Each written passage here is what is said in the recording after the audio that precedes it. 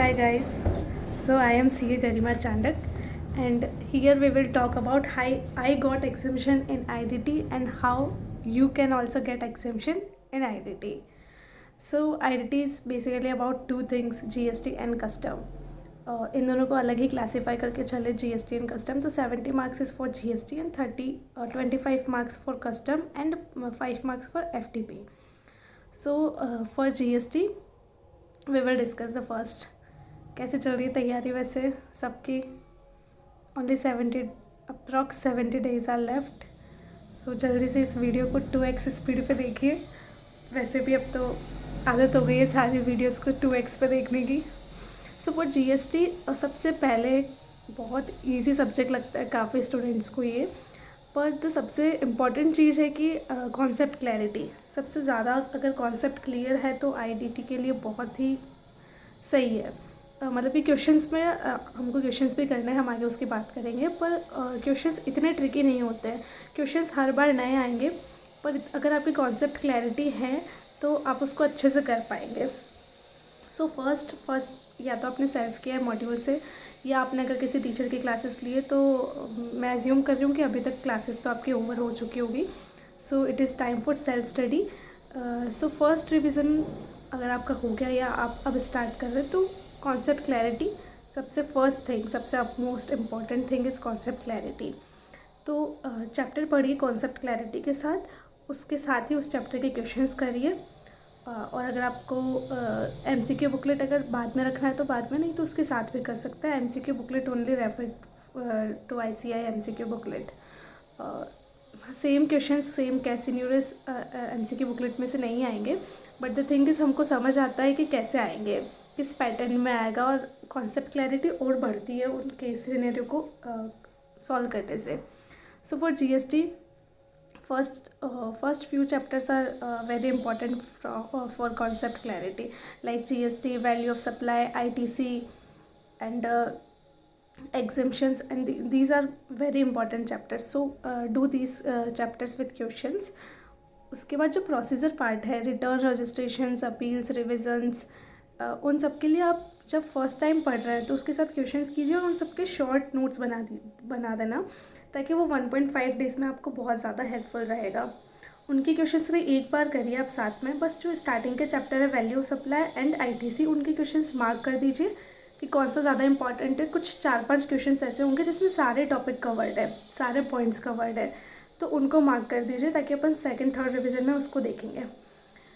For custom में भी जो वैल्यू ऑफ कस्टम है, वैल्यूशन ऑफ कस्टम, उसको अच्छे से करिए. उसके क्वेश्चंस अच्छे से एक दिन देखिए, उसको अच्छे से करिए. उसका क्वेश्चंस आता ही है मैंडेटरी 5 नंबर का, तो उसको अच्छे से करिए.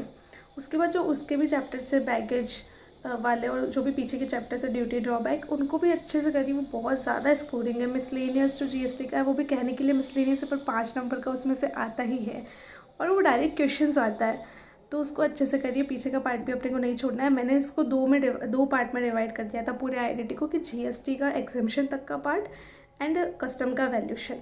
मैं हमेशा इसको एक बार साथ में रखती थी कि ये प्रैक्टिकल वाला पार्ट हो गया मेरा, एंड बाकी प्रोसीजर पार्ट GST का भी और कस्टम का भी. तो आप भी ऐसे कर सकते हैं.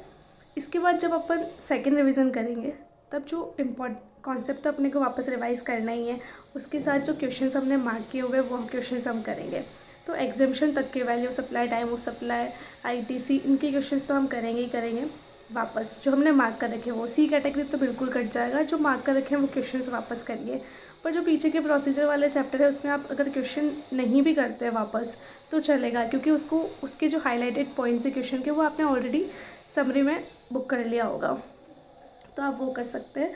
मैंने यशवंत मंगल सर की क्लासेस ली थी, तो मैंने जो उनकी समरी बुक है उसी में अगर क्वेश्चन में कोई ट्रिकी पॉइंट है प्रोसीजर पार्ट पे, तो मैंने वो वहीं पे नोट डाउन कर दिया था ताकि मुझे वो क्वेश्चंस वापस ना करने पड़े.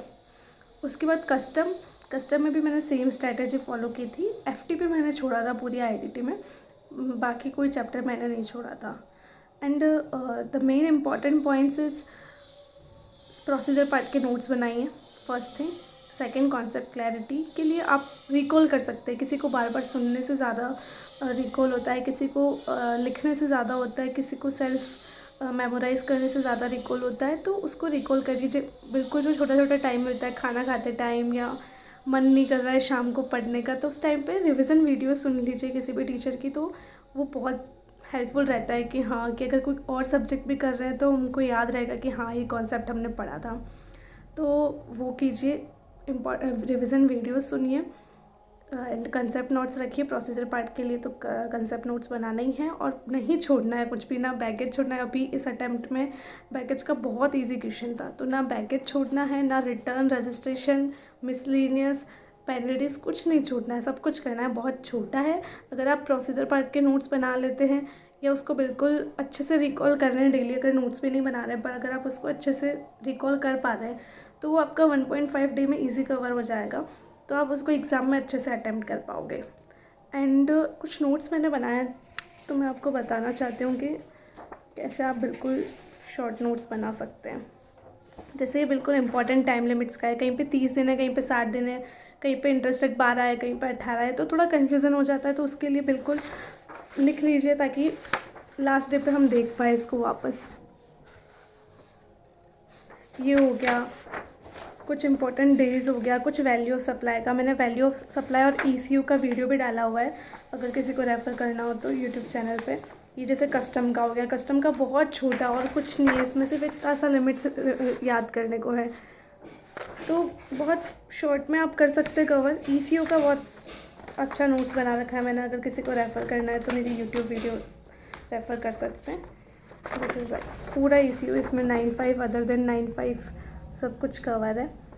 सो अपने शॉर्ट नोट्स बनाइए, जिस चीज़ में आपको, जिस पॉइंट में आपको प्रॉब्लम आ रही है उस चीज़ को नोट डाउन कर लीजिए। उसके बाद जब सेकंड और थर्ड रिवीजन कर रहे हैं तो बहुत इजी हो जाएगा। फिर लेटेस्ट RTP MTP सॉल्व करना बहुत ज़्यादा ज़रूरी है, वो कर लीजिए।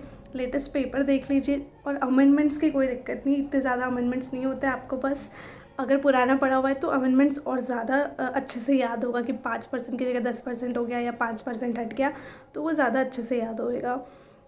तो बस करिए, अच्छे से मेहनत करिए, बहुत इजी है, आप भी स्कोर करेंगे और अच्छे से करिए बस। अगर और कोई भी डाउट है तो please comment on my video, so I will be very happy to help you.